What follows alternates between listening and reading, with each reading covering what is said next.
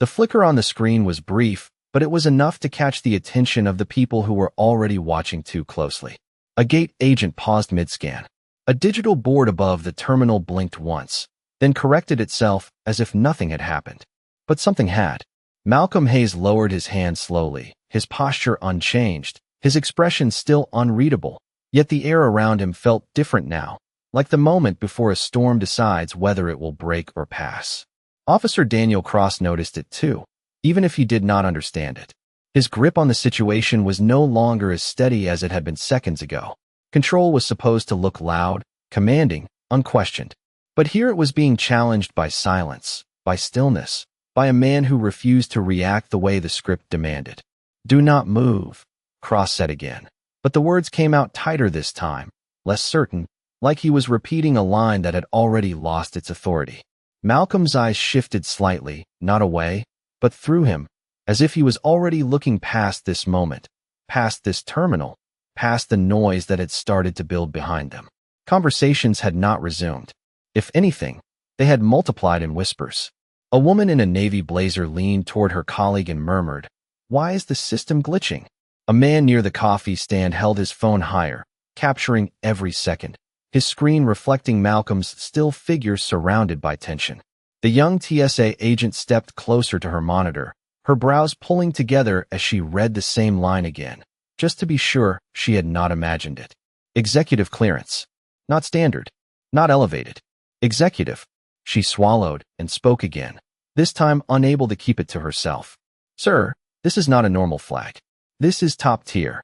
Cross finally turned his head, just enough to acknowledge her, but not enough to concede anything. "Systems make errors," he said quickly, almost too quickly, like the explanation was meant more for himself than for her. But Malcolm heard it. He had heard that before too. Dismiss the data. Control the narrative. Maintain authority at all costs. He took a slow breath, steady and deliberate, then spoke for the first time, his voice low but clear enough to carry across the tightening space.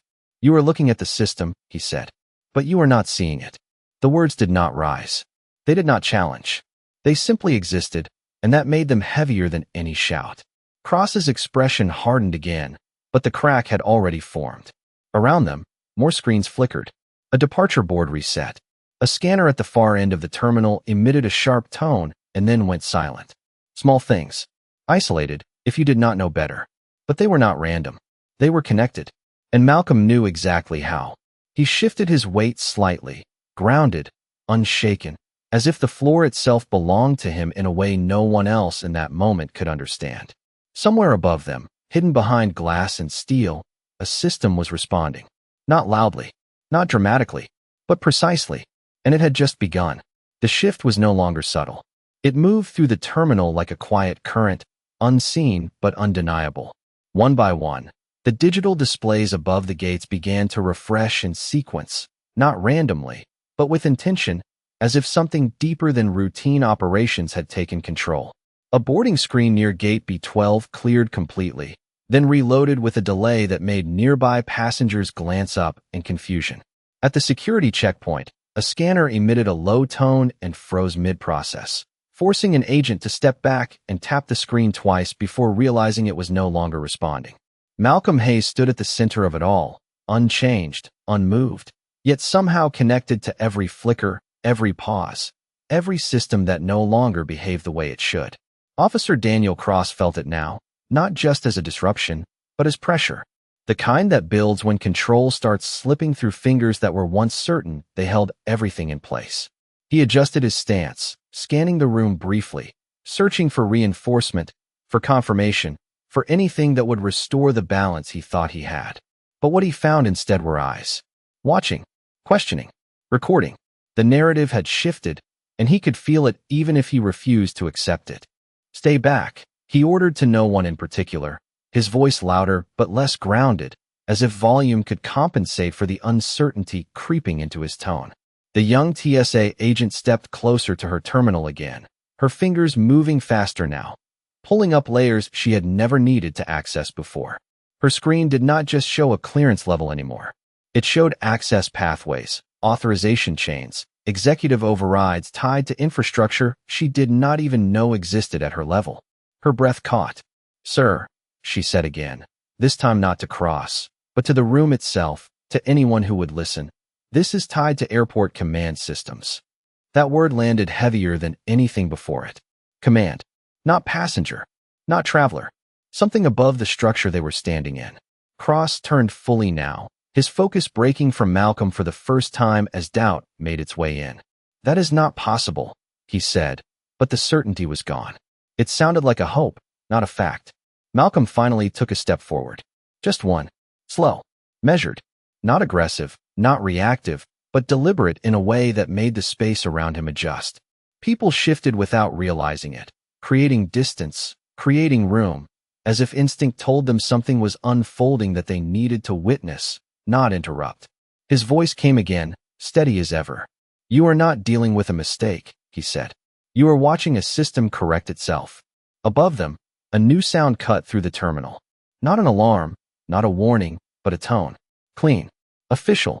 Followed by a voice over the internal network, not broadcast to passengers, but audible just enough through nearby radios and terminals to be heard by those closest.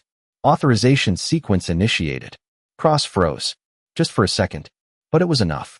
Enough for everyone to see that something had changed, not just in the system, but in him. And Malcolm, still calm, still composed, watched it happen like a man who had already seen the ending before anyone else realized the story had even begun. The tone did not fade. It lingered in the air like a signal that refused to be ignored, sharp and deliberate, cutting through every whispered conversation and every uncertain glance. Officer Daniel Cross felt it in his chest before he understood it in his mind. This was no longer a routine stop. This was no longer something he could contain with commands and posture. The system had responded, and systems like this did not respond without reason. Around him, the radios clipped to nearby officers crackled with fragmented updates, voices speaking over each other, trying to make sense of what was unfolding. Command override. Who authorized this? One voice asked. Another answered, I do not have that clearance level. The words overlapped, disjointed, but they all pointed in the same direction. Something above them had engaged. Malcolm Hayes remained exactly where he was, but now the space around him felt like it belonged to him in a way that no uniform or badge could replicate. He did not need to raise his voice. He did not need to step forward again. The shift had already happened. The young TSA agent took a half step back from her screen, her eyes wide now, no longer confused but aware. She turned her monitor slightly, just enough for Cross to see. Lines of authorization scrolled across the display, each one confirming the same thing in a language he was not used to reading. Executive access. Infrastructure control. Active override. Cross stared at it, his jaw tightening, his certainty unraveling in real time. This is not possible, he repeated, but the words came out softer now, almost like he was asking the system to prove him right. It did not. Instead, another change rolled through the terminal. The lighting above gate B14 dimmed for a fraction of a second before stabilizing. The boarding system paused, then resumed under a different authorization tag. Even the access gates behind Malcolm reset, their indicators shifting from standard clearance to restricted command status. Passengers noticed now, not just the tension, but the pattern. A man in a gray suit lowered his phone slowly, his expression no longer curious but stunned. A woman near the charging station whispered, He is not just a passenger. The words spread quietly, passed from one person to another, building a new narrative in real time. Cross felt it slipping away, the control, the certainty, the story he had already decided before this moment began. He looked back at Malcolm, really looked this time, not as a suspect, not as a problem to solve, but as a presence he had misread from the start. Malcolm met his gaze, calm, steady, unchanged. Then he spoke again, his voice carrying just enough to reach everyone who needed to hear it. You built your decision on assumption, he said. Now you are watching what happens when truth enters the room. The words did not echo loudly, but they settled heavily, anchoring the moment in something deeper than authority. Another voice came through the radio, clearer this time, sharper, carrying weight that could not be dismissed. All field units stand by. Executive Command has taken control of terminal operations. Cross did not respond. He could not. Because for the first time since this began, he was no longer the one in charge. And everyone around him knew it. The silence that followed was no longer tense. It was heavy, the kind that settles after something irreversible has already begun. Officer Daniel Cross stood still, but the authority he had carried just minutes ago no longer surrounded him. It had slipped, quietly, completely, replaced by something far less certain. His eyes moved again to the screen the young agent had turned toward him, scanning lines he did not fully understand but could no longer deny. Executive command pathways. Active system control. Real-time override. This was not a glitch. This was not a mistake. This was something intentional, precise, and already in motion. Around them, the terminal adjusted again. A set of automatic doors near the restricted access corridor unlocked briefly, then locked again under a new designation. A supervisor at a nearby checkpoint tried to log into his panel and froze when the system rejected his credentials. Access denied. The screen read, followed by a line he had never seen before. Control reassigned. The words spread faster than any announcement could. Not spoken, but understood. The people watching no longer looked confused. They looked aware. A man who had been filming lowered his phone slightly, his voice barely above a whisper as he said, "This is bigger than we thought." The young TSA agent stepped back fully now, her role in the moment shifting from observer to witness. She looked at Malcolm, not with doubt, but with clarity. "You knew this would happen," she said softly, more statement than question. Malcolm did not turn to her. He did not need to. His focus remained on Cross, who now stood in a space that no longer responded to him. The uniform was still there. The badge was still visible. But the system behind both had moved on. Malcolm spoke again, his voice even, grounded, carrying a weight that did not need to rise to be heard. "There is a difference between control and authority," he said. "One is given, the other is earned." Cross exhaled slowly, the first real sign that the moment had reached him. His stance shifted, just slightly, but enough for everyone watching to see it. The edge was gone. The certainty had dissolved. He glanced at his radio, then back at Malcolm, as if searching for something to hold on to. Another voice came through the system, clearer than before, no distortion, no overlap. Direct. "All personnel, remain in position. Await further instruction from executive command." This time, no one questioned it. Not out loud. Not quietly. Because the proof was already in front of them. Malcolm finally took another step forward, closing the distance just enough to stand fully in the center of the moment that had unfolded around him. Not rushed. Not forced. Just inevitable. He looked at Cross, not with anger, not with triumph, but with something far more controlled. Understanding. "You made a decision," Malcolm said, "before you had the facts." The words settled deeper than any accusation. They did not need to be louder. They were already final. Around them, the terminal continued to operate, but differently now. Not under assumption. Not under noise. Under correction. And in that correction, one truth had become impossible to ignore. The man they had questioned was never out of place. They just failed to recognize where he truly stood.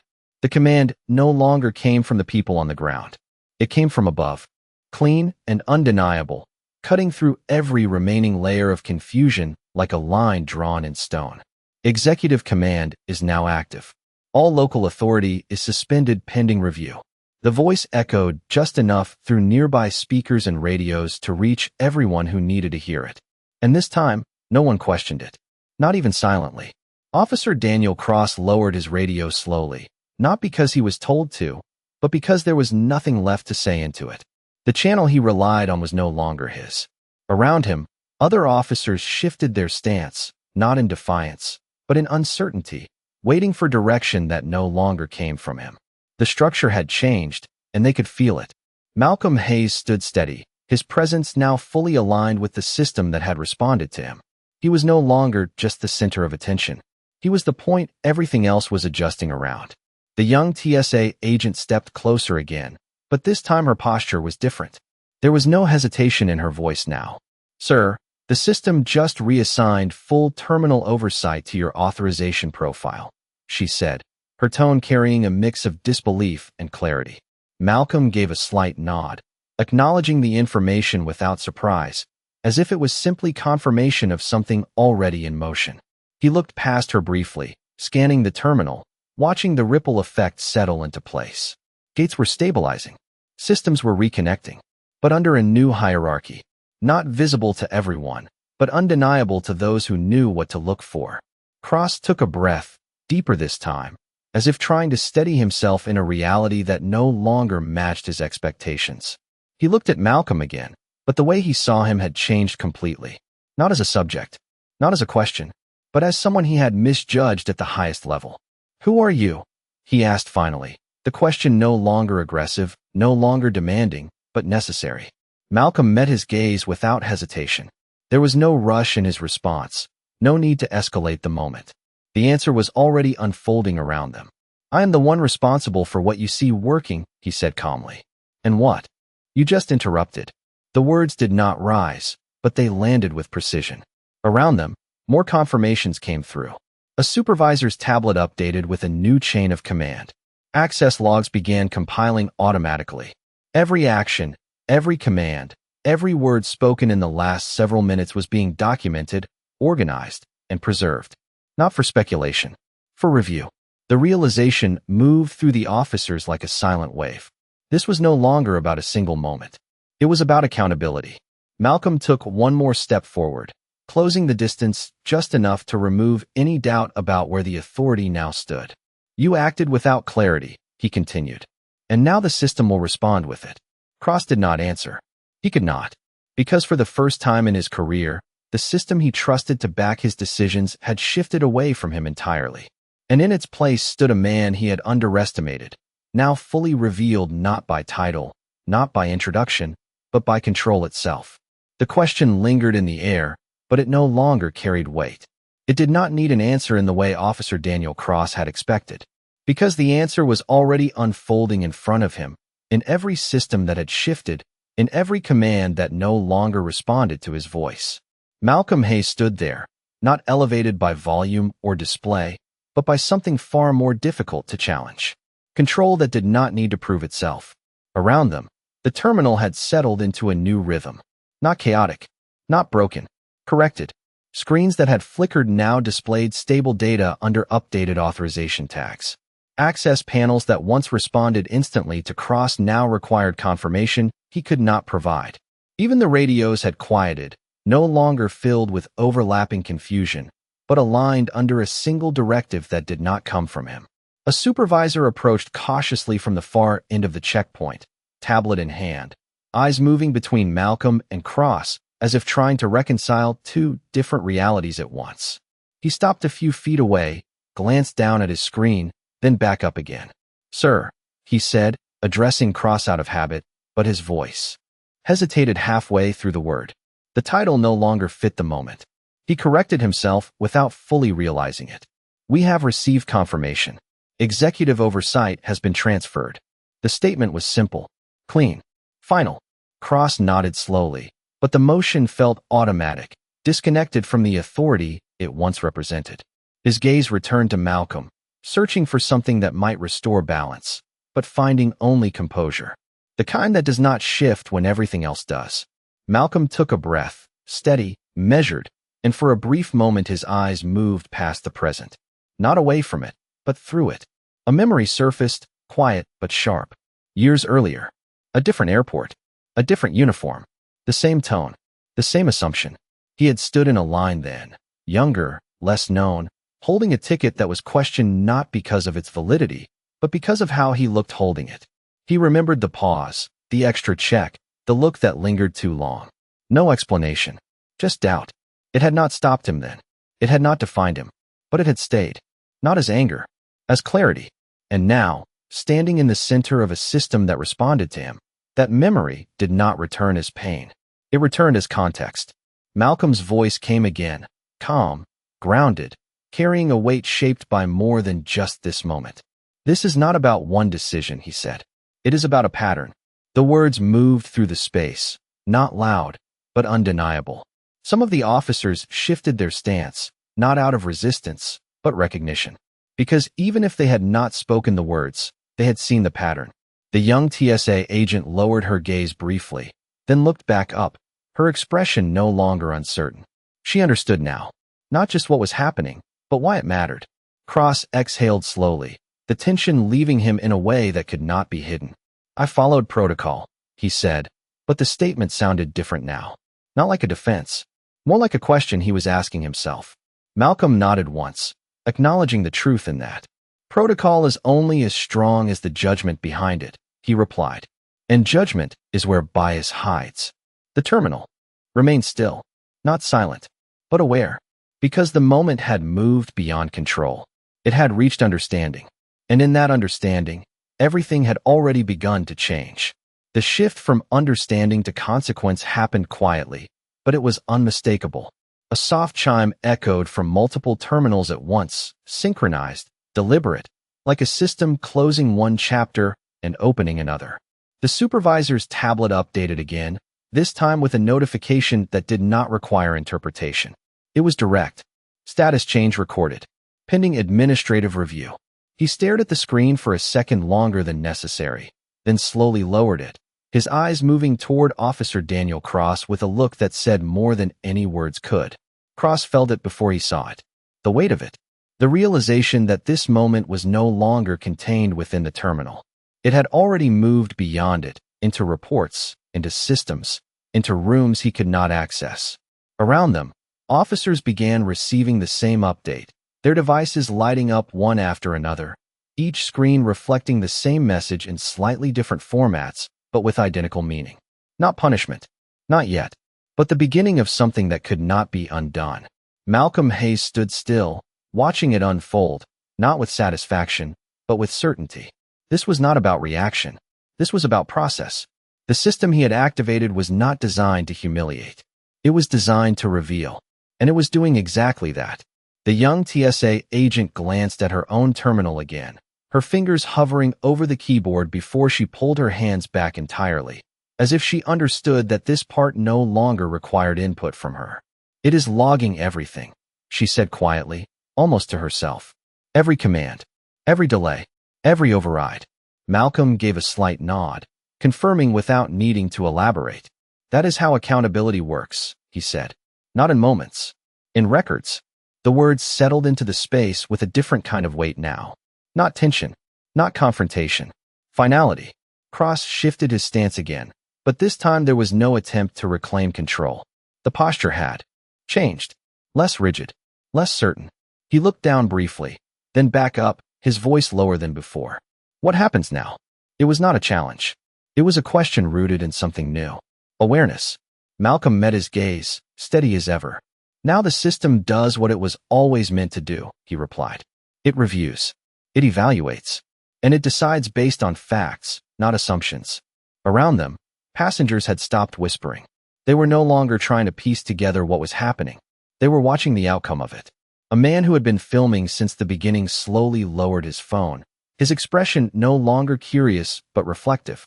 A woman near the gate shook her head slightly, not in disbelief, but in recognition of something she had seen before in different forms, now unfolding in full view.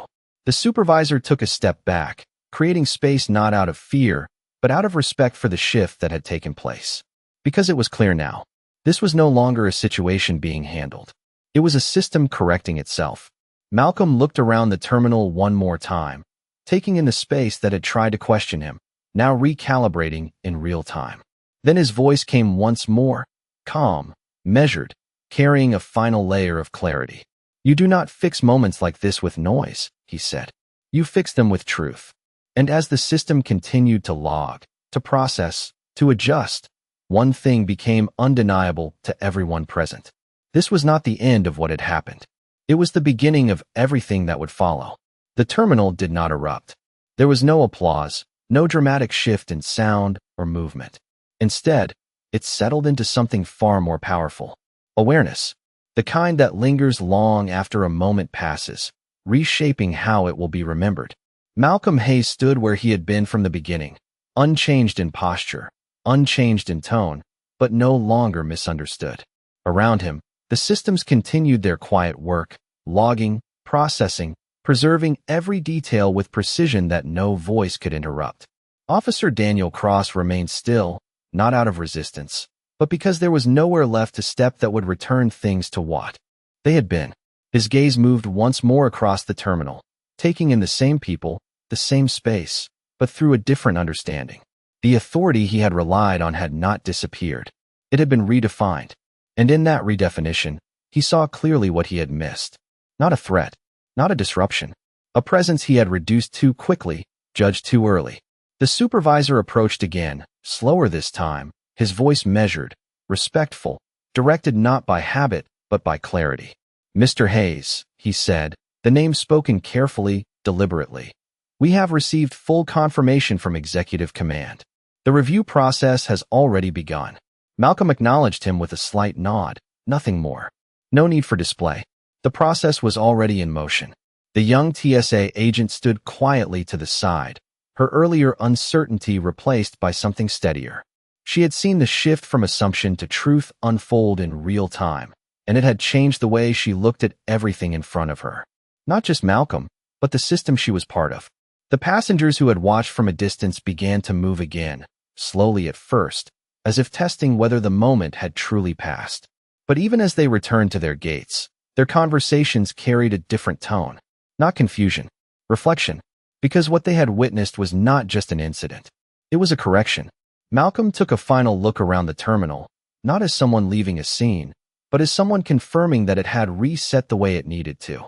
Then he spoke, his voice calm, steady, carrying a clarity that did not need emphasis. "I did not raise my voice," he said. "I raised the standard." The words did not echo, but they stayed. Cross lowered his head slightly, not in defeat, but in recognition. The kind that comes when understanding arrives too late to change the moment, but in time to change what comes after it. The systems above continued their silent work, unaffected by emotion, guided only by data, by truth, by record. And in that process, one thing became permanent. This was not a story about power revealed in anger. It was a story about power that never needed to be loud. As Malcolm turned and began to walk toward the gate ahead, the path opened naturally, not forced, not commanded, simply recognized. And behind him, in a terminal that would continue operating long after he was gone, a new standard had already been set, one that could not be unseen, one that would remain long after the moment itself had ended.